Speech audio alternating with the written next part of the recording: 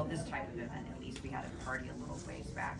Hopefully y'all joined us for that. But I am so impressed with the turnout. So I'm loving what being in New Digs has done for this community, because gosh, it was kind of a long time that I felt like I didn't see any smiling faces. I'd cover, well, you couldn't see your smiling face because we all were wearing masks, but glad that is all behind us. So I am Elizabeth Hetrick. I am the Director of Wealth Advisory at Broadway Bank. I've been coming out here and visiting folks for, wow, 13 years almost now. And it has been my pleasure and privilege to get to know so many members of this community. I am going to be part of this presentation, but I also want to introduce you to my colleagues. Casey Seitz is going to help me today. We're going to kind of ping pong this back and forth. And Liz Straight, who is one of our trust officers and wealth advisors, who is starting to visit with folks out here also, is with us. So Liz is in the blue jacket. And Barbara Williams, who's one of our banking team members, is also here with us. And so you can see Barbara. Are you over there Tuesdays and Fridays? Okay, so Barbara is one of the team that serves folks over in our banking center at Lakeside on Tuesday afternoons and Friday mornings. So if you haven't stopped by to see her, and her compadre Sylvia Lohr, who is the one that is, I always joke that Sylvia's the only one that's allowed to actually touch the money. So the rest of us, I can invest your money, and Casey can invest your money, and Liz can invest your money, but only Sylvia gets to touch the money. So, okay, well, we'll go ahead and dive in. Thank you all again for joining us to talk about elder financial abuse, fraud, and scams. This is not the most fun topic, but it's a smart one for you to be here for, because it'll kind of give you the ammo and the armor that you need to protect yourself and to help your friends and neighbors protect themselves too. So, okay, well, we're gonna get the clicker going. Oh, okay, we're gonna try to get the clicker going. I think most of you have one of these. I guess I'll take a second to say, if you came in one of the other doors and you saw the line and you thought, I don't need a cookie, I'm not going to stand in line, you probably don't have one of these flyers, and I think we can probably get you one, or we can get them to email it out to everybody. But the more important thing is that you have a raffle ticket, because at the end of this little talk, we're going to raffle off a bottle of wine and one of those corksicle kind of cooler glasses that'll keep your wine. Not that I want to encourage day drinking. I realize it's 10 in the morning. We usually do these talks in the afternoon, right before happy hour. But you do you. But those little glasses are like Yeti cups for wine, and so they'll keep your wine, the temperature you want it for a long time. So anyway, we're gonna raffle off 2 of those. So if you don't have a red ticket, raise your hand, and either Liz or Barbara will bring you one so that you can be in the raffle. So Barbara, if you'll bring, folks are raising their hands because they need tickets. So we don't want anybody left out. So she'll get around to you. You can see Barbara with the red tickets kind of coming around. Okay, here we go. So we're going to start. This is sort of the overview of what we're going to talk about today. What is elder financial abuse? It actually does have a definition. How it happens. What are some of the warning signs? That's a really important one, so that you know how to sort of recognize this doesn't feel right. You learn the smell of this stuff before you become a victim, and so you can just sort of hang up the phone, or throw that piece of mail away, or tell the person that's trying to get you to do something that just doesn't feel right to maybe pump the brakes and slow that down.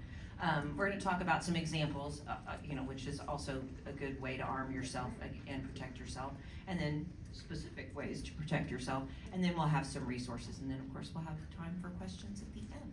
So, hey, it works. Okay, can you guys hear me? I can't roam, so this thing's. Do you want to roam? Okay. I have too many things in my hand. Here we go. All right. So as Elizabeth mentioned, she just covered the topics that we'll talk about today, and then we'll have kind of a Q&A at the end. So let's talk about what exactly it is we are going to discuss today. So it's elder financial abuse, and what's that defined as, right? So it's a financial crime against someone who is 65 years of age or older. And it's the illegal or improper use of that person, of vulnerable adults' property, assets, funds, money, all of that. It can be up to a first-degree felony. Texas treats this very harshly. punishable by 10 years or more in jail, and the fines start at $10,000. So the legislature takes this very seriously. At least 10% of those people age 65 or older will experience some type of elder abuse in any given year, 10%. And it is underreported. We updated these stats right before we did this presentation finalization. You'll see down at the bottom where we got our information, but the most recent statistic is only 1 in 44 cases is actually reported, 1 in 44. So this is grossly underreported, and it's very expensive. It's estimated to be in excess of $36 billion with a B a year. And the average victim loses $120,000, so it could be much more than that. And family members, disappointingly enough, tend to steal twice as much as strangers do, likely due to the opportunity and the proximity. So very sobering statistics. Okay, so there are two kinds of financial exploitation or abuse. There's just purely financial, which is perpetrators that are, just after your money, and they're not trying to steal your house or that kind of. It's focused just on financial stuff, but they're typically non-relatives. This is internet scams and phone scams and things like that, where it's easier for them to do what I would refer to as like a hit and run. So they get $100 and they disappear into the night, and it's very hard to catch the people who do this. Typically, there are people who are not financially dependent on the victim, and the victim is typically physically healthy. I mean, like I said, it's not a face-to-face kind of transaction, and so it happens a lot. It's shorter duration, like I said. It's a hit and run. There's lower financial loss per case, but the problem is that once someone has identified an elderly person, in this case, as a mark, if you will, and they've been successful, at getting $100 or $200 out of them, they're going to keep coming back, and they work in teams a lot of the time. So so maybe they don't call you back, but somebody else on their team calls you back, and the numbers tend to escalate. So over time, if no one intervenes, it can become a much longer duration and a much higher dollar amount. The hybrid type of financial exploitation is sort of the one that breaks your heart, is often relatives, and it's usually accompanied by some type of physical either abuse or neglect. Again, kind of breaks your heart, but it is typically someone who is financially dependent on them. So that's not always just family members, that can be caregivers, or friends who are helping the elderly person, maybe driving them to doctor's appointments or things like that. And so the victim feels sort of like, well, maybe I owe this to that person because they're helping me, or oh gosh, if I don't do what they want, then they're not going to drive me to my doctor's appointment, and how will I get to my doctor's appointment then? And so it's that kind of thing. It's like I said, it's a longer duration. It's primarily a theft of an ongoing nature, so it escalates over time, and the loss per case is greater. Okay, I'm going to try to talk louder. Is that better for the people in the back? You can hear? Okay. Very close. Here we go. So we talked about the types or the occasions that you see these, and so how does this really happen, right? The elder financial abuse. So there's really 3 circumstances listed up there. It's either occasion, desperation, or predation, right? So occasion, that's what makes me think of the opportunity presents itself, right? So there's a checkbook lying around, there's a wallet in the purse, it's easily accessible, somebody sees it, the opportunity arises, and they take advantage of it. Desperation is maybe there is a caregiver, another type of employee, periodic employee that comes in and says, oh gosh, I'm in credit card debt, I missed my car payment, my car is gonna get repossessed, and I'm doing this because I have no other way to get out of this financial situation that I'm in. And then predation, I think of that as premeditated, so that's someone whose goal it is to steal or misuse somebody's assets, right? It's not someone who's in desperate need, and it's not something that's typical for them, or somebody who just the opportunity presents itself. It's someone who has that goal and a strategy in mind. And so what makes people particularly vulnerable to this type of financial abuse and fraud? So it can be age, your amount of income or wealth, isolation, right? Because if you've got only certain people that are visiting you periodically and no one's really there regularly to see something out of the ordinary or notice the behavior by the person, loneliness, and then reduced physical or mental abilities, right? That prevent you from maybe catching it, seeing it, recognizing it. So undue influence is a big part of this. So it's similar to brainwashing, and the person who is doing the exploiting uses manipulation to convince the financial fraud victim to make decisions that really are not in their best interest. It commonly involves some kind of deception, and over time, it overcomes the victim's free will. I mean, they start making decisions that, their children think, why would mom ever make that decision? That's not mom. But over time, the person who is exploiting them has, sort of convinced them of certain things that, may or may not be true to some degree, but that, overcome their typical decision-making processes. Undue influence is a process. It's not a single event. Like I said, it's like brainwashing, and it's a pattern of behaviors. And the victim sometimes will lack capacity, or maybe is starting to have some cognitive issues, but not always. I mean, I have seen situations where, people who have some very sort of tangential relationship on the fringes of this person's life very quickly become a part of that person's life, and then start really influencing the decision making, of that person. And that person isn't impaired in any way. And so victims a lot of the time may be vulnerable because of grief or isolation. We saw kind of a spike in this sort of, okay, just got all out. Oh, thank you, hello.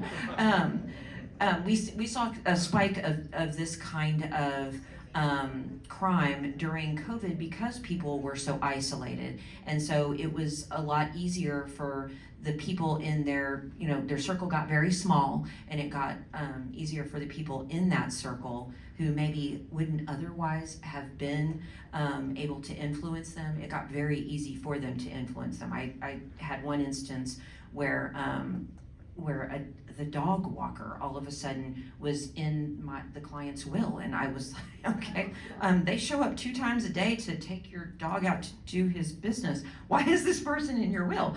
And it was, because the dog walker had helped the client redo their will. It was a very, let me take you to the lawyer and you can tell him how great a friend I have become to you.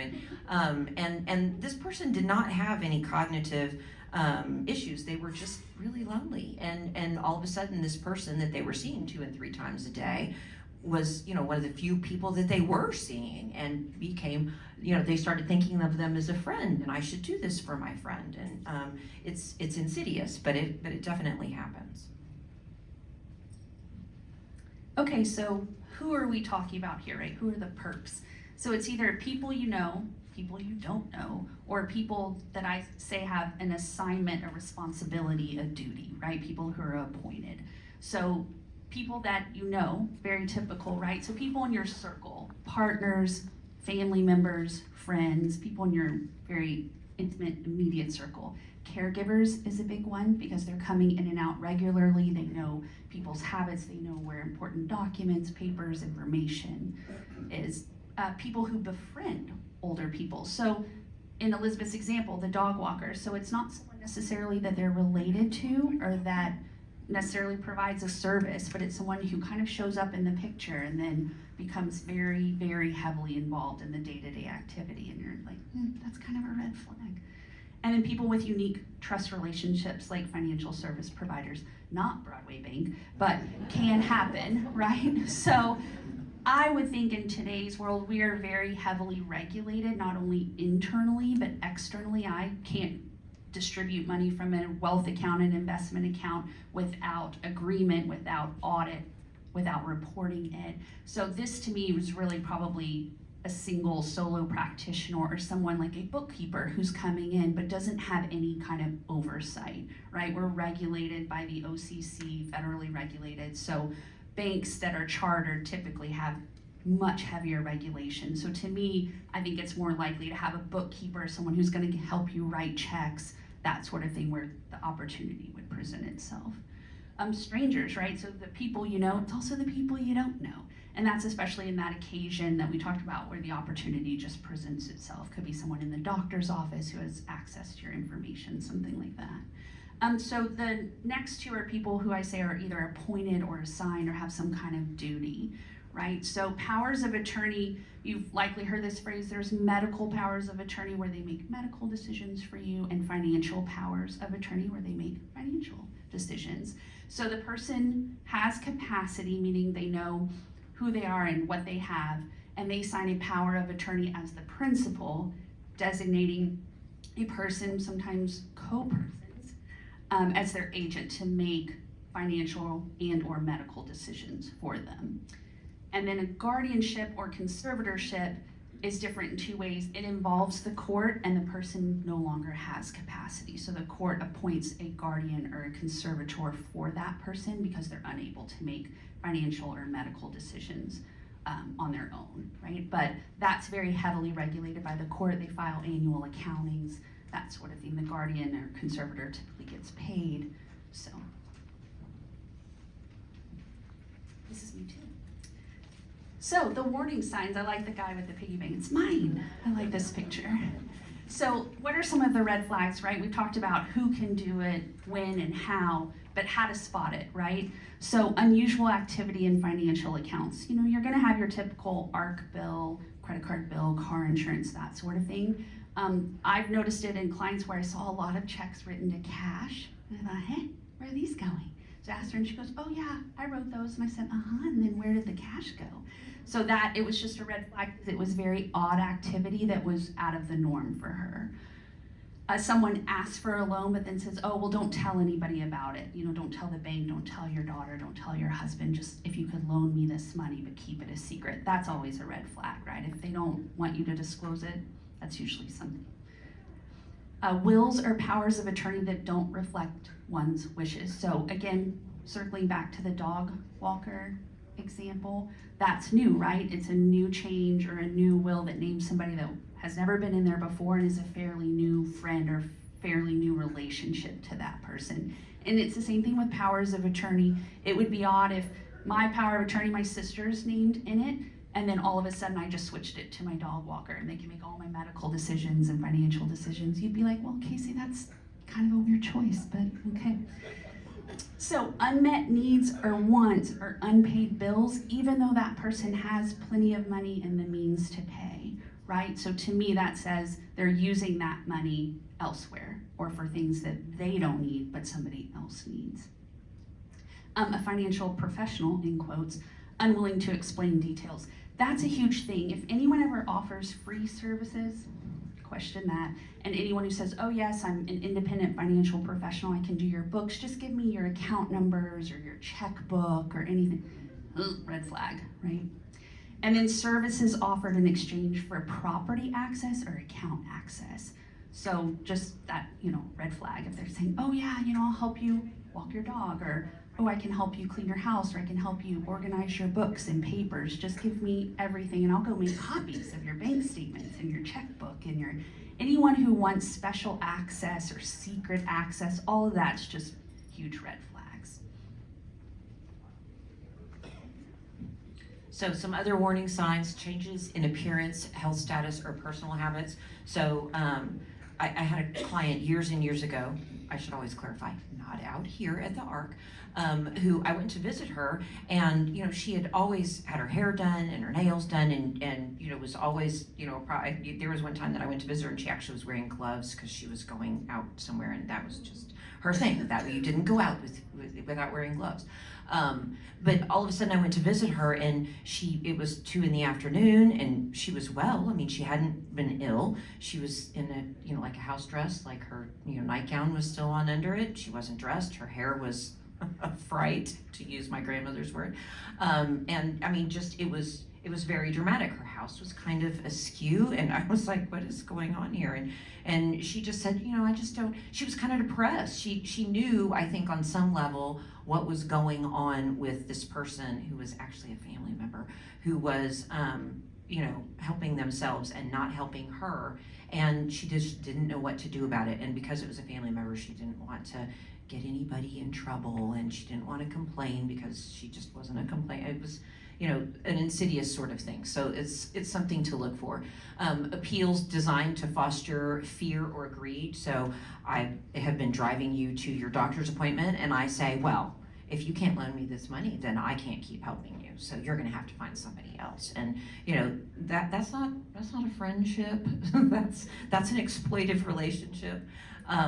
Increased telephone, mail, or email solicitations. So this goes back to what I said a minute ago about once they identify someone as being vulnerable and who will respond to certain illicit prompts, they keep coming back. So you click on the email, you're going to get 5 more. You respond to a telephone, donation to the Sheriff's Association of America. Okay, there is no Sheriff's Association of America. That's a 501c3 that was really probably just created to steal from people. Once you give them money over the phone, they're going to keep calling you and probably sell your information to other illicit 501c3s who are also going to start calling you. Missing or redirected mail or increases in junk mail. All of that stuff is scam sort of red flags. Missing personal property, I think that one's pretty obvious. If stuff around the house or jewelry that they always used to wear is all of a sudden not visible, that's something to be concerned about. Someone who is being isolated from friends or family, again, a big red flag, like Casey said. Whenever they said keep it a secret, or they won't let your family or your friends come visit you, there's something wrong with that. That's an exploitive relationship. And so you should just, kind of push back on those kind of situations. A senior who's afraid to speak in front of a caregiver. We see this some in our financial centers when someone gets brought into the financial center by someone else, and they need to do some banking business, but that someone else is reluctant to let them be alone to talk with the banker. So the bankers, they come in and they say, I need to wire $50,000 to blah, blah, blah. And the banker says, okay, come over here, Mrs. Jones, let's talk. And the caregiver follows along, and the banker says, why don't you sit here? Who are you? Oh, I'm her caregiver, I just drove her here. You can sit here, we're gonna go talk over here. But if the elderly person who's the bank customer says, no, she can come along, that's a red flag for us. Very, very big red flag for us.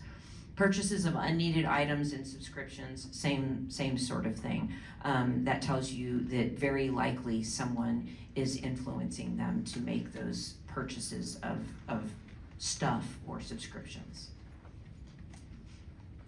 So this is an example of a letter from a friend. So, and this is a real letter that a client of mine received, so I have blocked out a whole bunch of stuff. But there are a number of things about this solicitation letter that I always want to point out because it's very typical. So they put it on colored paper because your friend writes to you on stationery, and stationery is colored. So this is as close as they can get to stationery. But you can see the National Committee, they make it look really good. They put an eagle up there and they use the stars, and the National Committee for what? And if you look down here at the bottom in the teeny tiny print, it's a project of the Federation of Responsible Citizens. What is the Federation of Responsible Citizens? So they sort of stack these 501c3s that are basically about sending out email and snail mail, regular mail, like this to clients. And so, and it had my client's first name, Dear John, and instead of Dear Mr. Jones. Dear John, I need to tell you something I think you should know. So we're creating urgency right there. You see, I am hearing reports that President Trump soon may be arrested again. Okay, creating fear. He's going to be arrested. Someone you care about and think is important is going to be arrested again. And that's why with this letter you will find a special reply. That you use the word special a lot in these kind of things because they want you to feel special, and they're your friend. That's why they're writing you, because you are special. And a special protected response envelope. Okay, the protected response envelope, was just an envelope, and that didn't even have postage paid on it.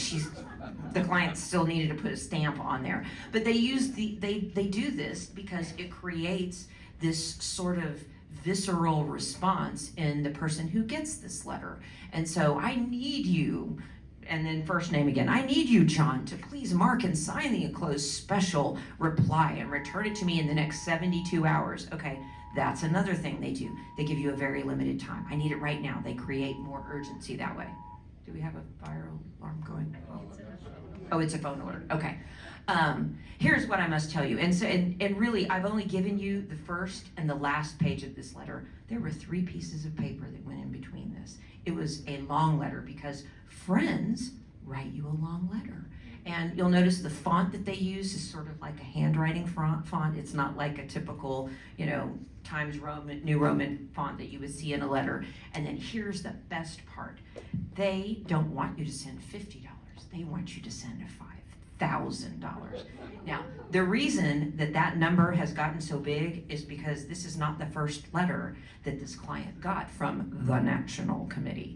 This is about the 5th letter, and over time, I went back and actually researched this. Over time, this particular gentleman got a letter. It started, I think, in January. This is a letter, I'm surprised it's not dated. This letter came about 6 months later, and because he had written them checks over time, they kept sending him letters. They had been successful once, why wouldn't they go back to that well? But the numbers got bigger. In January, the first letter that he got was $25, $30, and $50 in those numbers. And over time, the numbers got bigger until it was $5,000 because he kept writing them checks. I mean, these people, there's a special place in hell for these people. And you can see they put the credit card thing on there, so they'll make it really easy for you. You can just check the box and send it back, especially if you've already given them. Don't ever write your credit card number down on something, on anything like this that you're gonna mail out. Any reputable situation, 501c3, payment responsibility subscription, they will take your phone, your credit card over the phone, which is also kind of a red flag. But writing it down, that they're gonna keep that forever, and keep pinging it, and they might just ping it in little small amounts that you don't really get too concerned about on your credit card statement. I don't really know what that's for, but it's just $5. I'm not gonna worry about it. Well, $5 over time really adds up. And if they do it every month, like it's a subscription, then 5 times 12, they make $60 off of you a year. And if they make that off of 100 people, then over time it escalates, and these guys get really rich. There's a reason that they keep doing it. So this is another one. This one is very recent. I actually got this from a group that I am part of that focuses on guardianship and elder fraud and things like that. And it's designed basically to just scare the heck out of you. And so it looks exactly, this is exactly the format that the IRS uses in their letters. And what you can't see on here, and I'll just watch the steps, is a little perforation along here, so you can detach this part and put your check for $8,249 with this little remittance and send it back to the Williamson County Tax Investigation 28. I don't even know what that is. But in Texas, we don't have a state income tax. We don't have, I promise you, Williamson County doesn't have a tax investigation office. This is just straight up fraud, and it will come to you like it is an IRS notice. And I can't tell you how many, you could see the amount you owe, plus the additional failure to pay penalty, plus additional interest charges. It looks really good, and it's just, like I said, it's designed to scare you. There are a lot of people who will get something from the government that says they owe, and they will think, I gotta pay this, I gotta pay that. Look, the interest and the failure to pay penalty, it's just all gonna grow, and so I'll pay this, and then I'll sort it out. Once they have your check, and you go to sort it out, and you find out that it was nonsense from the start, there's no getting your money back. So, so investigate before you just send money out. If it smells even remotely bad, yeah, where there's smoke, there's fire, so. So this is case example number 1. Fred convinces Mildred, his 85-year-old mother, to create a trust and name him as co-trustee. Okay, that sounds pretty reasonable. I mean, he's her son and she needs a co-trustee and she wants him to help her and he wants to help her. So, I mean, that's pretty reasonable and ordinary. But then Fred uses over $1.5 million from the trust to pay his expenses, his credit card bills, and purchase insurance policies, and he probably went on a vacation and, like that, without permission from his mother, but he didn't need permission because he was co-trustee. So none of these transactions were authorized by Mildred. It was her money, and none of them benefited her. But will she go and press charges against her son? Will she tell anyone? Will she change her trust to have him removed as co-trustee and then go to all of the work that has to go along with that to change the bank accounts where he is a co-trustee and change? I mean, there's work that goes along with this, and he is her son, and it's just a big mess that she's got to decide what she's going to do about it. And she's 85. My dad is 82, and his whole goal is no waves. He just wants smooth, and I get it. I'm 55 and I want smooth sailing. But when this happens, is smooth sailing really your best option? Are you making yourself an even bigger target by opting for smooth sailing? Okay, before we hit case example number 2, I just got a letter in the mail over the weekend. It was certified mail, so they had stuck it in my door frame in my front door, so the green card, everything. It was addressed to me and to my husband. He goes by his middle name. It had his legal first name on there, our correct address, everything. So I thought, ugh.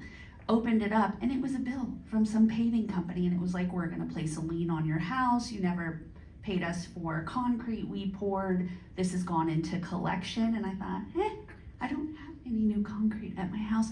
So through the bank we have on my cell phone, I can use it to call people and it'll just show the bank's name. It won't show my personal cell phone. So I use that number, call this company.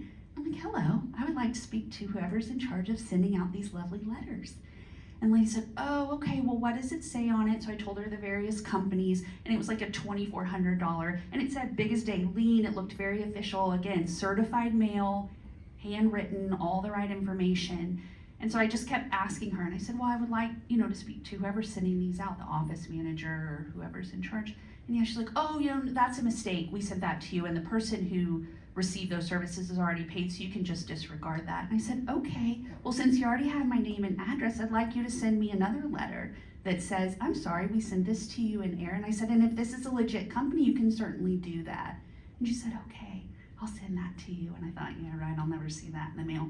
But very clear and scary, right? Certified mail, had all our correct information, had my husband's first legal name that he doesn't usually go by. So it was just I thought, my husband was like, just throw it away. And I thought, no, I'm gonna call these people and see what's going on. So we'll see if I ever get a letter when we come back out here to do our presentation next month. I will let you know if I got a cancellation letter from those people. But anyone, I think, my parents probably would have looked at that and said, did we have concrete? Wait, let's think about this. Should we pay this? Because it says we're gonna file a lien against your home and put it in the Bexar County property records.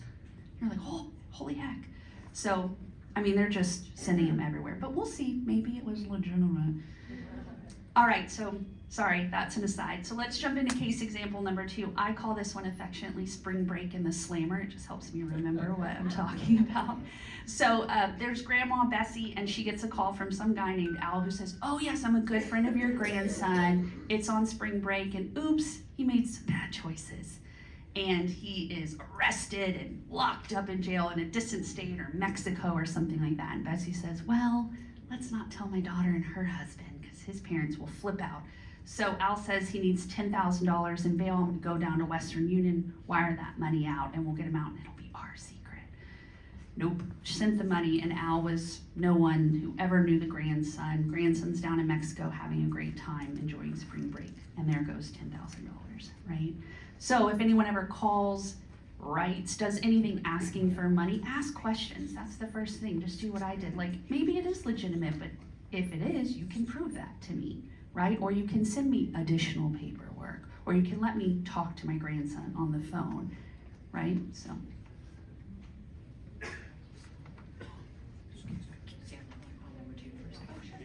So let's practice. What are the red flags here? Does anyone see a red flag in this? Keep. First one is Al. Is Al. I'm Al. Hi, I'm Al. Yes, some random person you have never heard from, you've never known. Another one is keep it secret. This is just between us. Don't tell anyone, because of course, if Bessie had told her daughter, who was this grandchild's mother, the mother would say, he's not even in Mexico. He's at college. It's spring break next week, not this week. And so keeping a secret is big. It's got to happen right now. The scare you, he's in jail in Mexico. Well, how many of you like to think of your grandchild in jail anywhere, let alone Mexico? Yeah, you're gonna be like, I gotta go to the bank. We gotta go to the bank right now and wire this money out and save the grandchild. So these tactics are very easily applied to all kinds of different situations, but the red flags are there. So if you take the deep breath and think about the red flags. The problem with this one is that your grandchildren, just like my children, use social media for everything. And so they post pictures and they tell you exactly where they are right this minute, and the whole world, and none of them think about making anything private. And so the whole world, including a lot of really bad people with no good intent, can see this stuff and play off of it. So you might think, well, I did talk to him last week and he was going to Mexico, so this makes perfect sense. And and like Casey said, and then, after the money is gone, you find out that they had a great time in Mexico and they never visited a prison or a jail cell, so. Okay, so case number 3, at a local restaurant, this is the stranger one. Jennifer befriends Oliver, an elderly man with mild dementia. Within a few weeks, he agrees to pay her mother's medical bills, and they get married. So, mazel tov, they got married. Within months, Jennifer has depleted Oliver's life savings of $300,000 and has disappeared. And even though Jennifer had a boyfriend and children with the boyfriend, she befriended several elderly men, married them, and then quickly depleted their assets. Big red flags. I don't know if Jennifer is a waitress or what. I guess we could say she's a waitress. She might just be someone who, sits in IHOP and waits for, someone to, repeatedly come there, and they're by themselves every time, and that makes, and she probably, if it's a man, it's going to be easier for her to, marry him and deplete the finances. But if it's a woman, same thing. She can just become a really good friend to this woman who eats alone all the time, and she might buy lunch or dinner or breakfast or whatever for her new friend, and because that's the investment that she is making in seeing this scam all the way through. So we talked in depth about those because they're probably the most entertaining, right? The case examples, but also the ones that are easiest to sell, right? But there's a ton of others, unfortunately. So we just kind of listed other common examples or that we've seen, read about in the news, that sort of thing. So Medicare and health insurance ID theft, that's a huge one now, especially with the data breaches, right? I think all of us have probably gotten some letter or email that says, hey, your information was involved in a data breach.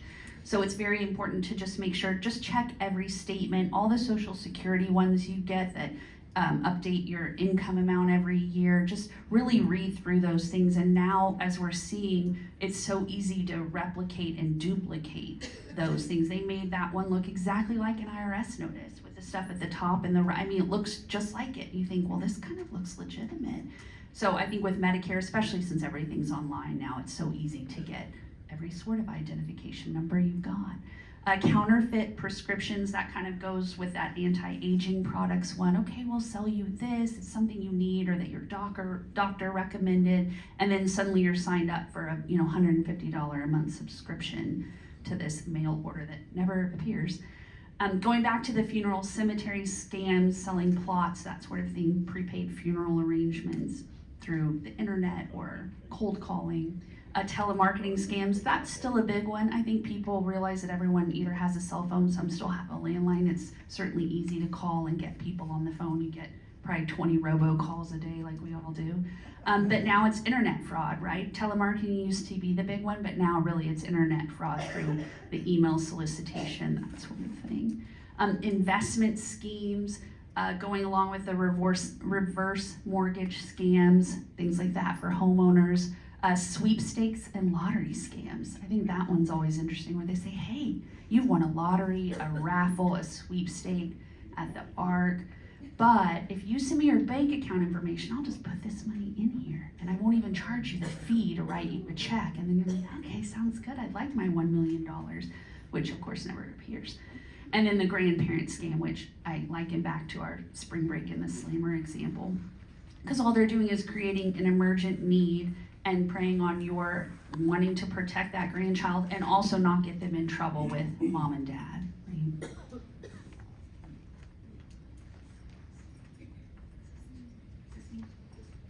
Back to me. All right, so now that we've sufficiently scared everyone here and shown you all the horrible things that can happen, how the heck do you counteract it, right? What are good ways to protect yourself? All right, so we're gonna talk about don'ts, but we'll also cover do's. So first up, the don'ts. So don't sign any sort of blank form, right? Insurance claims, financial account paperwork. If you get a form that they're like, give me everything, there shouldn't be that many blanks, especially if it's a doctor's office, something like that. It should have some identifying information for you. Otherwise, they're just trolling for information. Opening the door to strangers or invite anyone you don't know into your home, that's just good common sense, financial abuse aside. Just any sort of door-to-door solicitation, anything like that, just better not. Paying for free prizes or paying fees or taxes in advance for winnings, that kind of goes back to the prior slide about, oh, you won this sweepstakes or you were in this raffle and you won it, but you've got to give me your information before I give you money. Nope. Giving out sensitive personal information to people who call or email, and you would be surprised how often this happens. And I think a good example is someone saying, hello, Elizabeth, I'm from Broadway Bank. Your debit card has been compromised, but I need you to verify your account number for me so I can turn it off. And you're like, somebody stole my debit card. Okay, well, let me give you my account number so you can turn it off. But that person isn't from the bank and you've just given them your entire account number to use online. But if they call sounding official and call from a 1-800 number and you're in the middle of something or think, I need my debit card, I've got to get this today or I'm gonna go get gas later on, and then you're like, oh, I got to get that turned off so I can get a new one. So there you go. Or don't be embarrassed to report suspected fraud. I think that really lends itself to the underreporting numbers, that 1 in 44, is because no one wants to admit that, gosh, I made a mistake or I should have known better, but it's better to nip it in the bud than to let it keep going. Because like Elizabeth said, once people are successful, they will continue trying. They will send you, it is worth the, however much stamps are costing now, it is worth the stamp for them to keep sending just to hope maybe, oh, maybe you forgot you wrote that check to me 2 weeks ago, or maybe if I call this person and ask for their information from a different bank or something like that. So it's better to just say, this happened, but let's get in front of it and fix it if we can. And it really is nothing to be embarrassed about. Sooner or later, it happens to all of us. Happened to me last year. I was caring for a family member who was, in his last days, and I got a text from, I think, my cable provider, and it was like, we're gonna turn you off and you owe us money and we're gonna report you to collections and here's the information, that click on this link and you can take care of it. And I'm like, why didn't you take care of this? Why didn't it get paid? And it's on auto pay and blah, blah. And I was not thinking. I was very much involved in what was, and this is what I do I'm standing up here in front of you, like telling you how to avoid this stuff. And I started filling in blanks, and then they wanted my social security number. And this was before I clicked send. And I'm filling it out, and I looked at my daughter, who's 17, and I said, why would, AT&T need my social security number? She goes, Mom, that's a scam. And I'm like, holy crud, you're right, it is a scam. What am I doing? I mean, yeah. And so I just deleted that, and thank goodness, it wasn't until the social security number, I'm like, now wait a minute, they don't need that, but it should have occurred to me long before. But it was my cable provider, and it was on auto pay. I mean, and it said your auto pay did not go through, and so like I don't know if they know this stuff or if they are just going to play the odds, and they lucked out and they got me. My daughter is 17, and she did something, and even though she identified that for me, she had somebody call and do exactly what Casey just described. Your debit card has been compromised. We need you to give us the number on your card. And she did it. And she said, as soon as, I mean, she called me frantic and was like, I just did this. Why did I do that? And I've had clients do the same thing. I gave them my credit card number. I don't know why I did that. And because they are good at this, it's a thing. And that's why they keep doing it, because it works. So, okay, so things to do. Plan ahead. Carefully assign your powers of attorney. Don't give the ability to access your stuff, your bank accounts, your credit cards, your personal papers, to someone that you don't 100% trust. It's, you know, or consider a corporate trustee. We help a lot of folks, especially out here where family members are not nearby, and you need to have somebody who can, you know, help with financial things if something happens to you. We do that for a lot of people, and it works very seamlessly, and we do it in a very transparent way. We want their children to know that we are helping them this way, and we want them to be the ones to tell their children that we are helping them this way.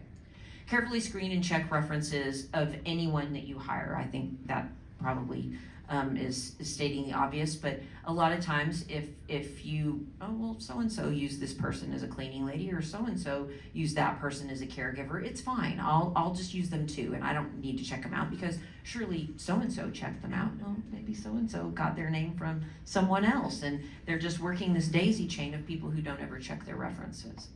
So secure your financial documents. Keep things like statements and you know, wills, trusts, powers of attorney, things like that, but especially your bank statements and your investment statements. Keep them safe, keep them secure, keep them locked up. Photograph your valuables. That is the only way you're ever going to be able to make a claim on your insurance if something goes missing, is if you can prove what you had, and prove it with a picture is the best way to do that. Ask questions until you're satisfied before making a decision. Don't feel like you're being rude. If somebody makes you feel like you are overstepping in the questions that you are asking, that's a red flag. They should be able to answer and be very happy to be as transparent as possible. If they won't, then you should move on to somebody else that you are going to hire or do business with. Review your bills and account statements regularly. Discuss concerns with a trusted friend, family member, or advisor. If something doesn't feel right, then, you know, assume that it's not right, and ask those questions and get advice from people around you. And then request information from unfamiliar charities before making donations. Again, the American Association of Sheriffs is not a real thing. And there are a whole lot of organizations like that sound very official and will ask for usually small donations. But again, if they can get those small donations from 100 or 1,000 people, all of a sudden, you know, it's worth their time to make those calls and tell those lies. So.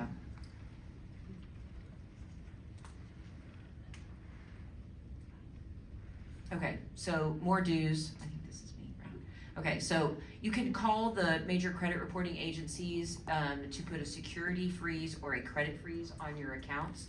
So this is something that I recommend to clients. You can still use your credit card, and everything is going to work the way you want it to, but if you put a freeze in place on your credit file, it means that you cannot open new credit of any type, new credit cards, get a car loan, personal loan, anything that's gonna ping your credit is gonna, you know, basically put a freeze on it. And for some people, that's a really good idea. If you're at a point in life where you're not gonna need another credit card, you're not gonna buy a car, you're not gonna need a home loan or any other kind of personal loan, sometimes it makes sense to do this. If you've had any kind of a credit breach, you might want to do it. You can always undo it. I actually have a freeze on mine because I did have a breach about 1.5 years ago, and then last summer I went to help my son buy a car, and it took me 20 minutes to unfreeze with all 3 of these with all three of these credit reporting agencies. But I did it on my phone. It was very quick, and I could say, I want you to unfreeze it for a week. And then the freeze went automatically back into place, and I felt safe. They got the information that they needed. My son got his car loan. Everything was good. And then you can also, of course, get on the National Do Not Call Registry. That'll reduce the telemarketer calls, but I wish I could tell you that it was 100% and they were never gonna call you again, because they tend to roll off, they get your information from other sources. Never ever underestimate the creativity of bad people to try to defraud you. It's a shame, but it is a fact of life. So better to be protected and sort of on the alert all the time. 10:53. Oh, okay. So sorry, we went a little over our time. We had tried to plan for 20 minutes of questions at the end, but if there are questions, we're very